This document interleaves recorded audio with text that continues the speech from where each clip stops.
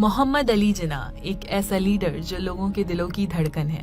بین الاقوامی دانشور محمد علی جناح کے بارے میں کیا رائے رکھتے ہیں؟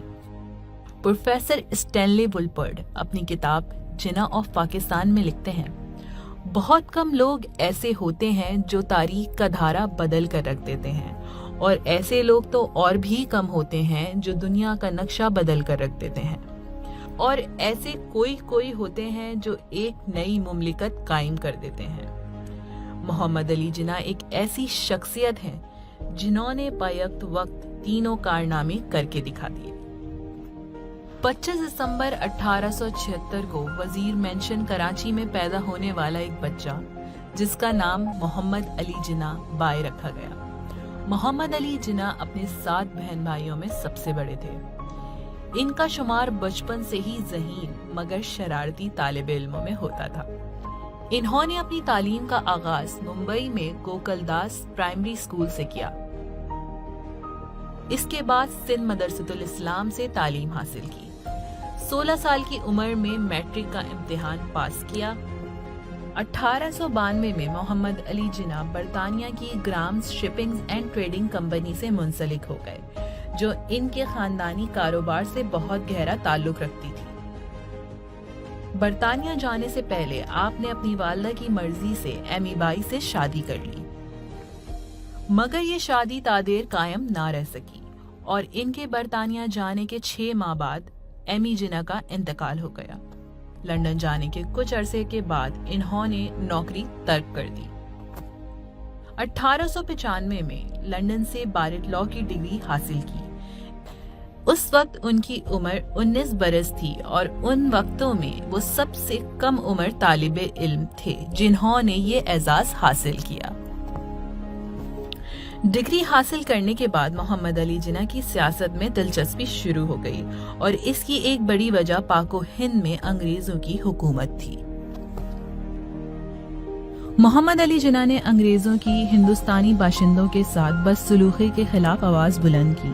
اس کے بعد 1896 میں انڈین نیشنل کانگریس میں شمولیت حاصل کر لی۔ ممبئی میں وکالت کا آغاز کیا اور بہت کم وقت میں ہی نامی گرامی وکیلوں کی فہرست میں شامل ہو گئے۔ 1905 میں ایک وکیل کی شہرت حاصل کرنے پر معروف ہندوستانی رہنما بال گنگادھر کی توجہ محمد علی جناح کی جانب ہوئی، اور اس طرح 1905 میں بال گنگادھر نے محمد علی جناح کی خدمات بطور دفاعی مشیر قانون حاصل کر لی۔ پہلی جنگ عظیم کے دوران محمد علی جناح نے دیگر ہندوستانی ترقی پسندوں کے ساتھ برطانوی حکومت کی حمایت کی کہ شاید اس طرح ہندوستان کو سیاسی آزادی حاصل ہو سکے، مگر ایسا نہ ہوا۔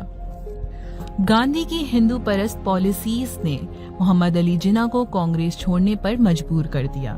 1913 میں محمد علی جناح مسلم لیگ کے ایک اٹوٹ انگ بن گئے۔ 1916 میں محمد علی جناح کو مسلم لیگ کے لکھنؤ میں ہونے والے اجلاس میں صدر منتخب کر لیا گیا، اور یہی سال تھا جس میں کانگریس اور مسلم لیگ کے درمیان پرامن معاہدہ ہوا، جس کی وجہ محمد علی جناح ہی تھے۔ ہندوستان میں بہت جلد ہی مسلم لیگ ایک اہم سیاسی جماعت بن کر نمودار ہونا شروع ہو گئی، اور رفتہ رفتہ تمام مسلمانوں کی نمائندہ جماعت بھی ثابت ہونے لگی۔ سیاسی مصروفیات کی وجہ سے محمد علی جناح کی نجی زندگی شدید متاثر ہوئی۔ ایمی بائی کے بعد 1918 میں فارسی خاتون رتن بائی سے دوسری شادی، جو اسلام قبول کرنے کے بعد مریم جناح کے نام سے جانی گئی، جن سے ان کی ایک بیٹی ہے جس کا نام دینا رکھا گیا۔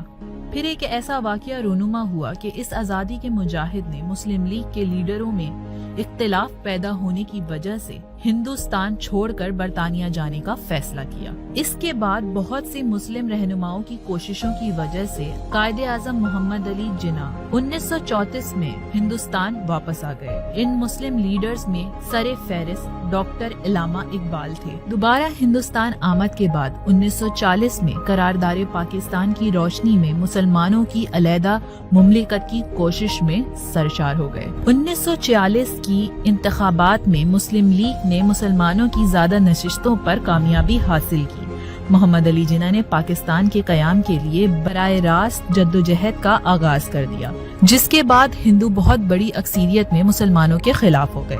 जिसकी वजह से मुसलमानों ने बहुत नुकसान उठाया। हिंदुओं और मुसलमानों की इस जंग के बाद मुस्लिम लीग और कांग्रेस के इत्तेहाद ने भी दम तोड़ दिया और ये बात खुलकर सारी दुनिया के सामने आ गई कि हिंदू मुसलमानों को अपना गुलाम बनाकर रखना चाहते हैं। लेकिन अपने मजबूत इरादों और बेशुमार मुसलमानों की कुर्बानियों के बाद आखिरकार 14 अगस्त 1947 को पाकिस्तान दुनिया के नक्शे पर सामने आया। इस सारी कामयाबी का सेहरा मोहम्मद अली जिन्ना के सर पर था, जिन्हें अब हम सब कायदे आजम मोहम्मद अली जिन्ना या बाबाए कौम के नाम से जानते हैं। कायदे आजम मोहम्मद अली जिन्ना 15 अगस्त 1947 में पाकिस्तान के पहले गवर्नर जनरल मुकर्रर किए गए। मगर इस तवील जद्दोजहद ने कायदे आजम मोहम्मद अली जिन्ना को जिस्मानी तौर पर निहायत कमजोर कर दिया था। डॉक्टर्स ने इन्हें आराम करने का मशवरा दिया। आप कुछ दिन के लिए ज़ियारत चले गए और वहाँ कुछ दिन कयाम करने के बाद आप वापस कराची आ गए। किस्मत की सितम ज़रीफी देखिए, एयरपोर्ट से गवर्नर जनरल हाउस जाने के दौरान उनकी एम्बुलेंस खराब हो गई। बिलाखिर 11 सितंबर 1948 को ये अजीम लीडर अपने बेशुमार चाहने वालों को सोगवार छोड़ गए।